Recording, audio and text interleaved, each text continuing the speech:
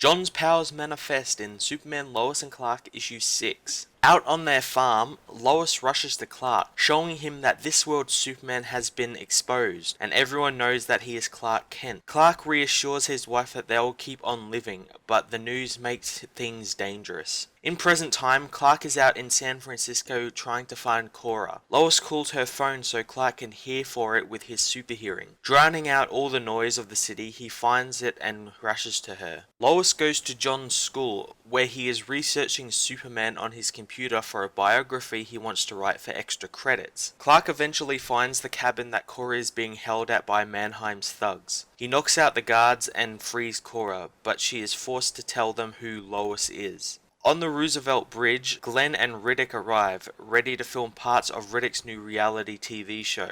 She tells Glenn that his new name is BlackRock, and the suit of armor she gave him will help him make quite a show. BlackRock begins destroying the bridge as Riddick and her team begin filming. Glenn thinks that all the people in the cars that are falling off the bridge are part of Riddick's show and aren't real, so he continues his attack. Lois and John leave the school when they are kidnapped by a group of Mannheim's thugs, who force them into a tool shed behind the school. While flying back to help Lois, Clark notices the attack on the bridge, so he heads to it as a tanker truck explodes. On the island Clark left Hank on, the government have set up a base and are questioning Hank, who was suddenly found after they scoured the island and found nothing. Lois and John are taken into the tool shed and tied up. The lead thug then begins lighting the place on fire. Clark helps the cars that fell off the bridge, returning them to safety. Fire in the shed meanwhile begins to spread, and Lois tells her son not to be scared and that Clark will be there soon. John asks why his dad looks so much like the man they say is Superman and why his mother looks so much like this world's Lois. The fire nears some gasoline as BlackRock continues to destroy the bridge. Clark finally sees BlackRock, tackling him out of the bridge and away from the people. As the fire spreads towards them,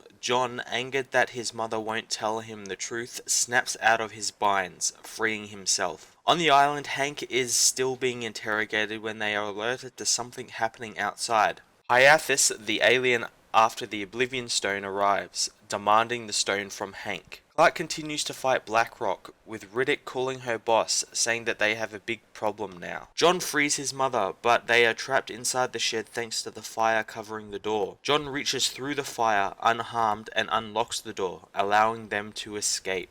So yeah, this was kind of an interesting issue of Lois and Clark. For one, they had the reveal that John now has his powers and, they've been manifesting and everything, so that's really cool. But also, the way these stories were told was really kind of like cut. Like, every other page had, like, they were dealing with the Clark, Cora, BlackRock story, and then, like, the last two panels were stuff to do with, like, John and Lois, and the way they sort of set out the story didn't feel right. It just felt like they just threw it all in there, and really it was kind of had to be like that, I guess, because they were dealing with three stories pretty much. They had the Clark storyline, they had the Lois storyline, and they had the Hank Hyathis Oblivion Stone storyline as well. So they were balancing a lot in this book, but it felt really weird that they were just all intercutting with each other. I guess it sort of had to just to show that, like, Clark was against the clock and everything since he needed to get back to Lois, but there was this stuff with BlackRock happening all while this stuff with Hank was happening and everything. So I could see where they were coming from, but it didn't come off very well. It just came off as, like, felt rushed as well, since I think there's only like